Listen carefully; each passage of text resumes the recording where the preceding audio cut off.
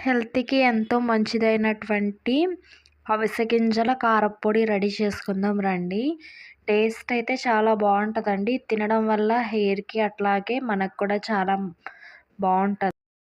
Hi అండి. అందరూ ఎలా ఉన్నారు? బాగున్నారా? నేను మీ Divya. Welcome back to our channel. ఈ రెసిపీకి కావాల్సినవి కొన్ని వేరుశనగ పప్పులు, అట్లాగే కారానికి తగ్గట్టు మిరపకాయలు, అవిసె గింజలు, అట్లాగే వెల్లుల్లిపాయ, జీలకర్ర.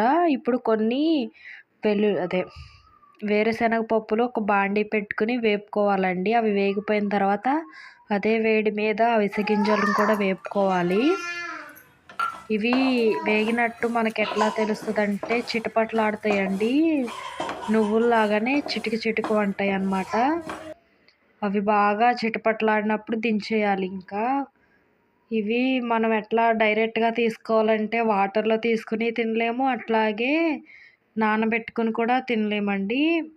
ఈ కారప్పొడి దీంట్లాగానే తీసుకుని తినగలము, లేదంటే ఇంకా ఎట్లాగా తినడానికి ఉపయోగపడవు అన్నమాట.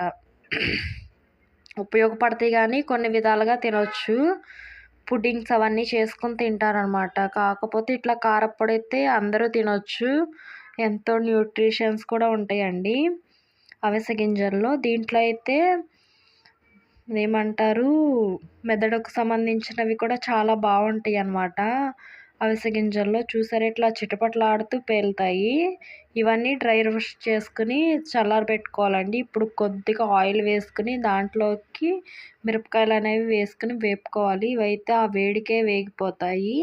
ఇప్పుడు ఒక మిక్సీ జార్ తీసుకుని దాంట్లోకి మిరపకాయలు, అట్లాగే వెల్లుల్లిపాయ, జీలకర్ర కూడా వేసుకోవాలండి. ఇప్పుడు దాంట్లోకి చల్లారిపోయినటువంటి అవిసె గింజలు, అట్లాగే ఏమంటారు వేరుశనగ పప్పులు కూడా వేసుకుని పెట్టుకోవాలి.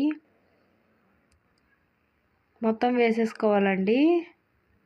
వేసుకుని పల్స్ మోడ్లో బరకగా ఆడుకుంటే అది మీ ఇష్టం అండి. బరకగా తినాలనుకుంటే తినొచ్చు, లేదు ఫైన్ పేస్ట్గా తినగలమంటే ఆ ఫైన్ పేస్ట్గా కూడా తీసుకోవచ్చు. ఇప్పుడు దీంట్లోకి 1 టీ స్పూన్ అయితే ఉప్పు వేసుకొని ఫైన్ పేస్ట్ లాగా అయితే చేసుకోవాలండి. చూసారా ఇట్లా అయితే కారప్పొడి ఇడ్లీ, దోశ దేంట్లోకైనా పనికొస్తుందండి. కారం అయితే ఒక్కసారి ట్రై చేయండి. టేస్ట్ అయితే సూపర్ ఉంటుంది. హెల్త్‌కి మంచిగా ఉంటుందండి. చూసారా ఎంతో బాగుంది, పొడి పొడిలాడుతూ ఉంది. మీరు తినాలనుకుంటే కొద్దిగా పొడి తీసుకొని దాంట్లోకి కొద్దిగా ఆయిల్ వేసుకుని ఆర్ నెయ్యి వేసుకుని తినొచ్చు. ఈ వీడియో కనుక మీకు నచ్చినట్లయితే ప్లీజ్ లైక్, షేర్, సబ్స్క్రైబ్ అండి.